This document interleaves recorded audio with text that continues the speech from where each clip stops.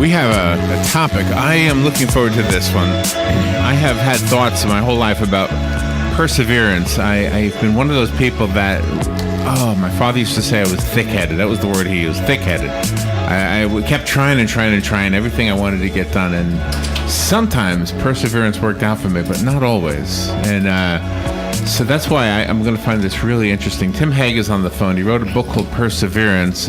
From little I know about Tim, he, I think at the age of 45, was diagnosed with Parkinson's. I hope I'm not wrong about that. I'm not looking at any notes, so just kind of doing this from memory. And then he participated in the Amazing Race Canada. It's one of those things you say, wait a minute, what? Is that the wrong order? No, that's the right order, right? There it is. Okay, he does live with early onset Parkinson's disease. I'm glad I got that right.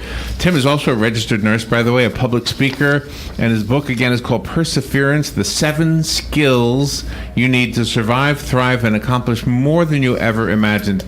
I love this topic. This is a message I hope everybody hears.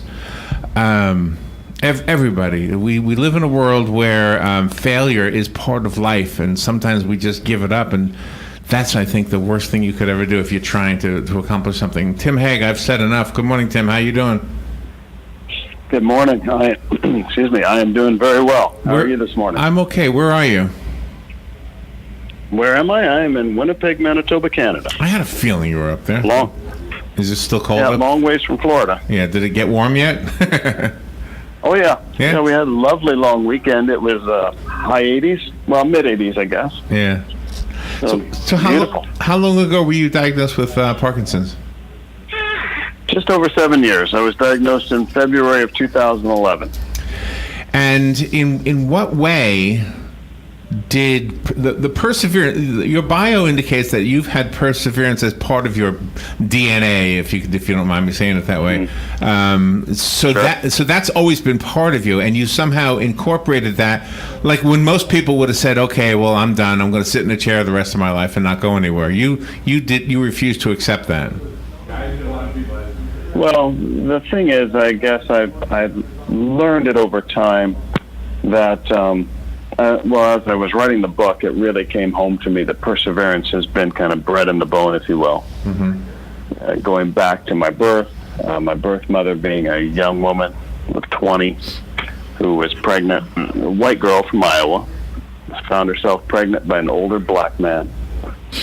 And if you can imagine a family that did not accept that and ultimately shipped her off to Texas to have her baby, me, and give it up for adoption, and nobody in the family knew what had happened. Oh my God! I think one aunt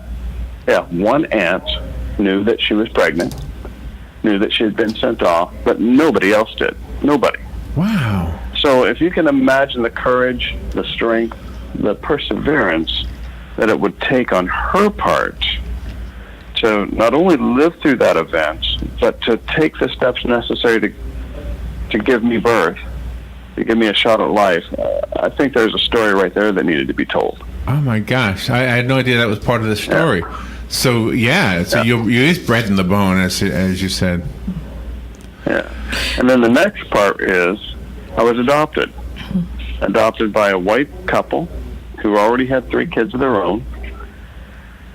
And if you can imagine, again, 1964, there's not a whole lot of people lined up to adopt what we were called biracial babies at the time. Uh-huh. Mom and Dad went on to not only adopt me, but they adopted 5 more. Wow. So we ended up with a family of 9 in this crazy household. Where was it, in Texas? That was in Kansas. They lived in Kansas, Kansas. So I moved from Texas to Kansas. And so there in itself is, again, another story of perseverance that I thought deserved to be told. Because 9 kids, oh my gosh. Biracial or not, that's a lot of kids. But you should have seen the looks we would get, man. You walk through the mall, you go out for dinner. Here comes this white couple towing 6 brown kids. We drew attention everywhere we went. That's kind of funny. Wow. Yeah. Did you know it was funny? I mean, how did you feel at that time, though, when you were a kid? Oh, we stood out and we knew it. So we knew that we were different. Really? How did you deal with it? Was it did you guys joke about it, or were you shy about it? No, I didn't really joke about it. I mean, there were so many of us, we had our own little clan to find some comfort in.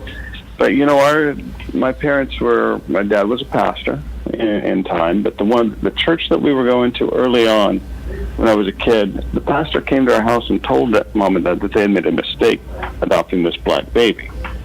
So they ended up leaving that church. Oh. And we had those kind of experiences. Good for them. All our life. Oh, yeah, absolutely. I mean, there were lots of when did you learn people out there that you were adopted? Did you always know you were adopted? Yeah, I've always known I was adopted. So have you known your biological mother all your life, or not at all? No, I found her when I was 25. Oh wow! And oh my gosh! That's a unique story. But I'll go back to being kids just for a second. We always knew we were adopted, and I always appreciated that. I never understood the stories of parents who wouldn't tell their kids they were adopted. Yeah. It's like, how do you think that kid's going to respond when they find out? Yeah, right. I mean, that's just crazy. So I always appreciated knowing it's smart that parents. I was adopted, and I always appreciated that they told us, you don't know the circumstances of your birth. Because at the time I didn't. And they always said, you can't hold this against anybody because you don't know. You have to believe that they did the best that they could for you. You mentioned your father is a pastor. I'm wondering how much of religious beliefs are a part of your DNA as well. Is that the fuel behind the perseverance? Is having faith in something greater than yourself? Absolutely. It's a big part because it's something other than just fate in my mind has guided my life. There's been too many crazy things. Oh, your book is like a philosophy. You have different instances that you bring to the forefront in your book. One of it is about luck. Mm-hmm. Yeah, I love the story, that analogy. The nature of luck, understanding the nature of luck. How many times has people said, to me, you've been awfully lucky. They said that through the race, the amazing race. They said it through life, that you got lucky. And it's true. We got lucky. But the reality is, and the analogy I like to use is that rock star, that musician, that band, who you suddenly find on the radio, they're huge stars, they're doing so well, right. The world loves them, and people say, man, aren't they lucky? And you look back at their lives, and you find out the last 25, 30 years, right. They've been slaving away in obscurity. Right. And the reason they got lucky was because they stayed in the race. They stayed on the journey, they stayed focused, and lo and behold, don't you know, that luck shows up.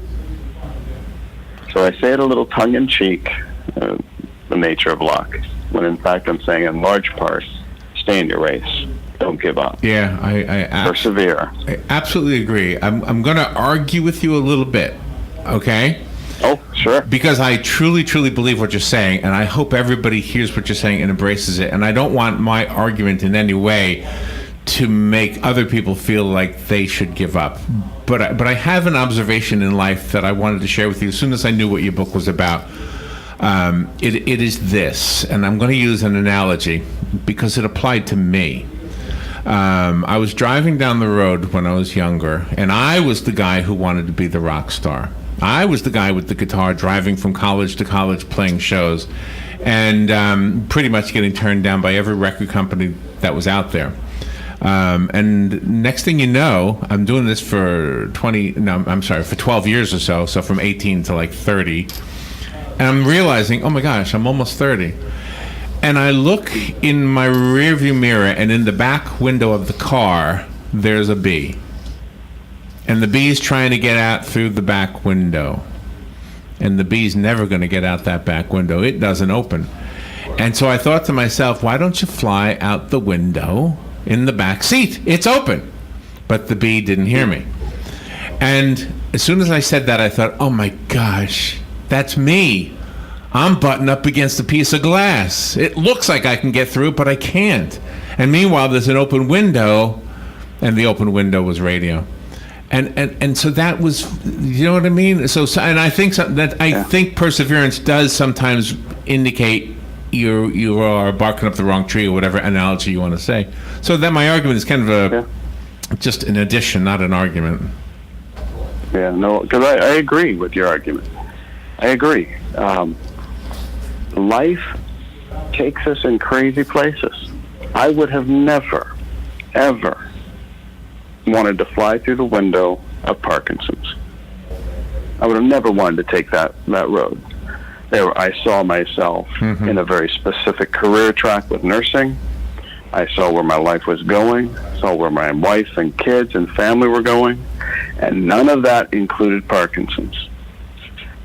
But because I chose to walk the road of Parkinson's, and that is a choice. It is a true choice, because people say, well, yeah, you didn't have any choice. You were given Parkinson's.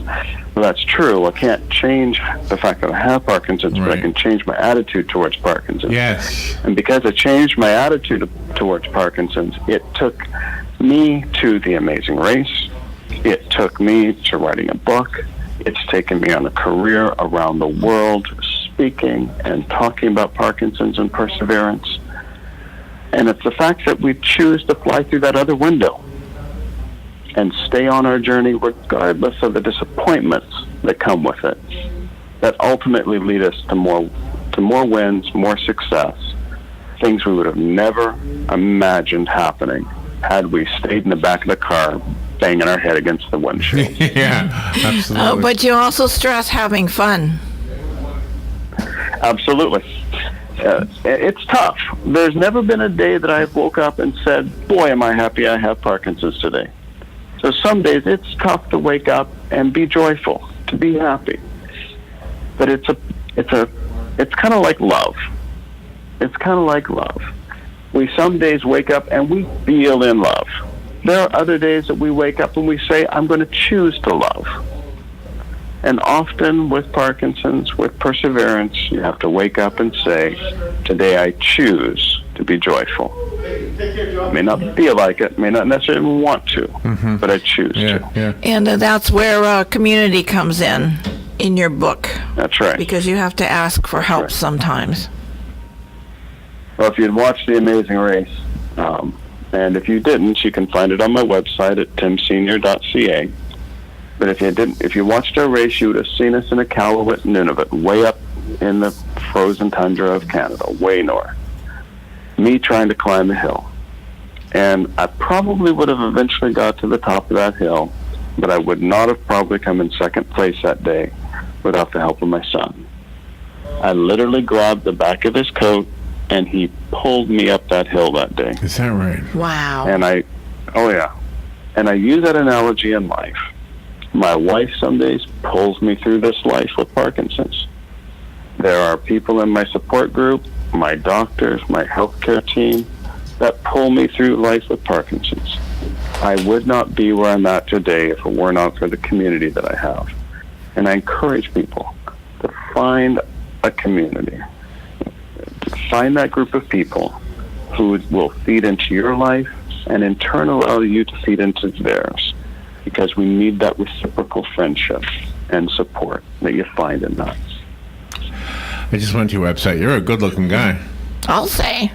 Let me see. Where's the video? Where's the video of the race? I want to see the race. Up in the right-hand corner, there's a drop-down box. Oh, okay, in the front, on the first page. Okay, in the right-hand corner. On the first page. Where am I? I don't see anything. Little lines, 3 little lines. Do you see little lines around? I don't see little lines. And the drop up top. Do you see something on top? Oh, wait, they went away. Oh, you got to go down a little bit, and then they show up. Okay, I see it. Now, videos? Okay. Oh, The Amazing Race. And there you go. I don't even know what The Amazing Race is, by the way.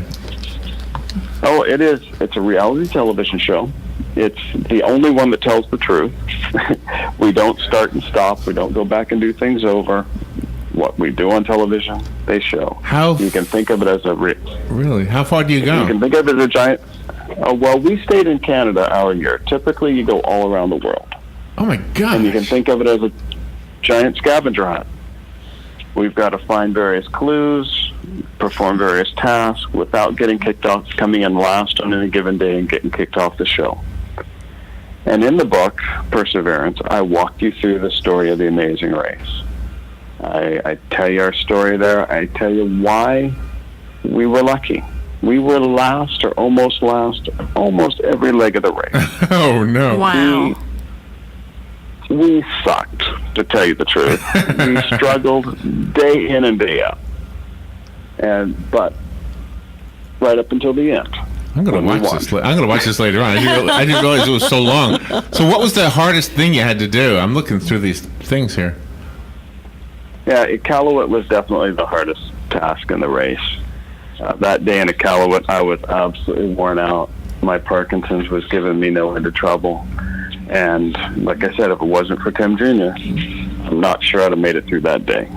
Did your other people that participated, did they know you have Parkinson's while you were participating or not? Yes, they all eventually came to know. They weren't told up front, but yeah, they eventually came to know that I. And you'll find it fascinating watching right through to the end of the race, because the top three teams are the teams you would never suspect.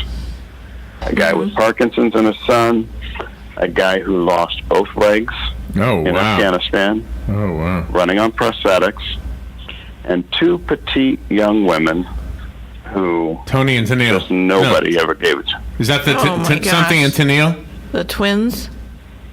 No, they actually were the first ones kicked off the show. Oh my gosh. That is Selena and Vanessa. Okay, I'll have to look at it later. I'm being distracted by looking at your video. Did you get emotional when you were writing your book?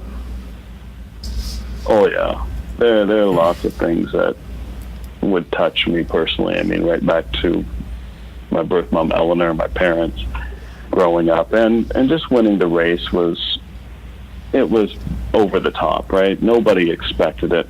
In truth, we didn't expect it, and we got lucky. We hung in. We stayed the course, and it paid off. Do you know, I want to tell you something that I really, truly believe is necessary, and it is this lesson of perseverance. And let me apply it to the news of the world. You hear about school shootings, for example, and then you hear everybody talking about psychologists are necessary, this is necessary, that's necessary. One of the young girls who was killed by that guy in Texas, her mom said he was stalking her and wanted her for a girlfriend forever and ever. Well, my thinking is, let's just give everybody the benefit of the doubt just for this conversation. My thinking is the kid wanted a girlfriend, and he had no clue on how to get her, and had no idea that persevering requires some you have to observe your own self. You don't want to be going up the wrong tree, the girl who's never going to want you anyway, the glass in the back of the car, right? And then, so I think intelligent perseverance is probably the key to happiness that I wish the young people would learn. Intelligent perseverance. I agree. Yeah, I agree, and that goes hand in hand with one of the lessons, one of the skills I talk about in the book, accepting limits. People with Parkinson's often say, I don't want Parkinson's to define me. I don't want it to take away things from my life. I don't want it to change me. I don't want it to change my plans. But it does. Life does not always go the way we want it to. And we have to be willing to accept that. But that's very important. Mm-hmm. Because it's very important, because to not accept it just takes us down a dark, dismal road. It would be like me saying, I'm going to ignore my Parkinson's no matter what. Yeah, and I'm never going to acknowledge it. It's really smart. So the book is Perseverance, the 7 skills you need to survive, thrive, and accomplish more than you ever imagined. Tim Hague is the author. I just went to his website, and I'll give you that in a second.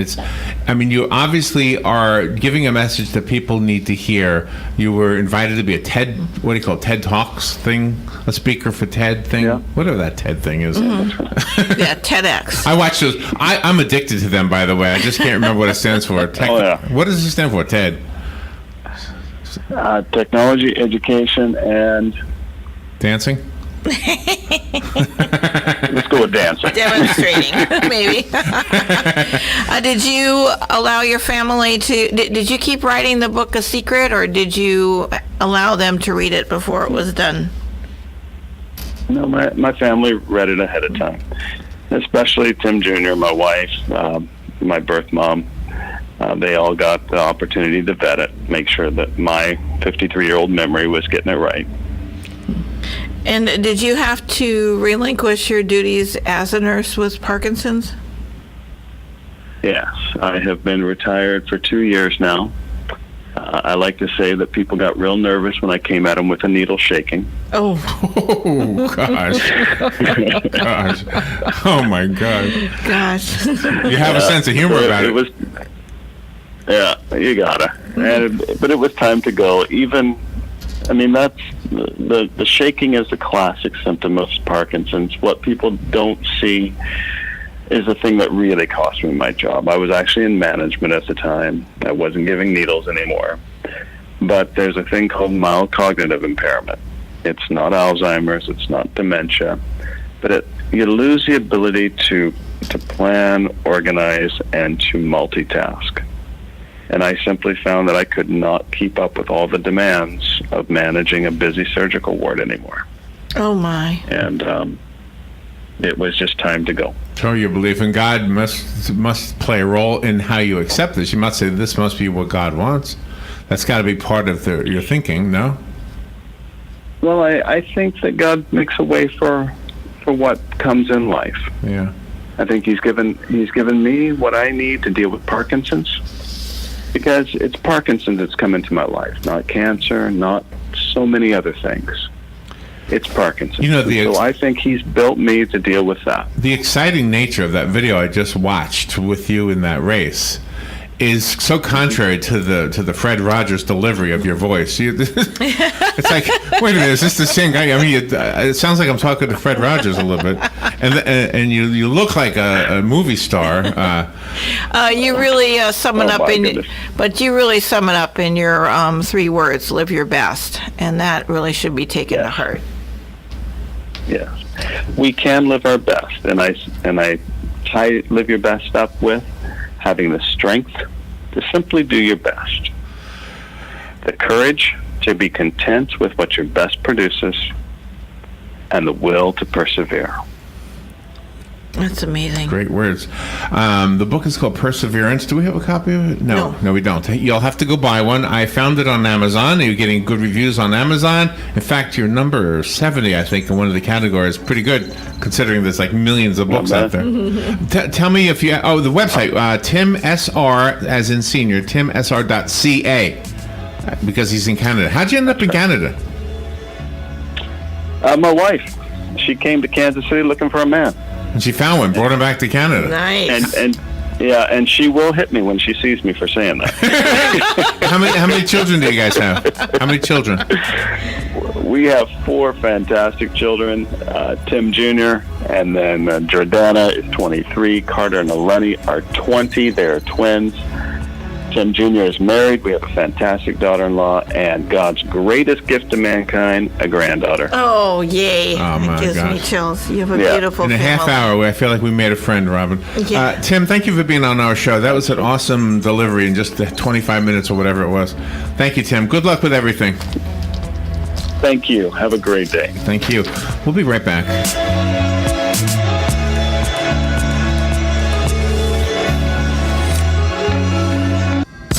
This is Kenny Penny with Pretty Penny Properties. On behalf of myself, my wife Allison,